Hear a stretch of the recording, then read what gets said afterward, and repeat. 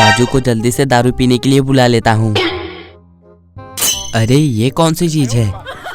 छगन का message. Tommy तू चंपा के साथ में जा फुटबॉल खेल। ओ तो तुझे फुटबॉल खेलना है।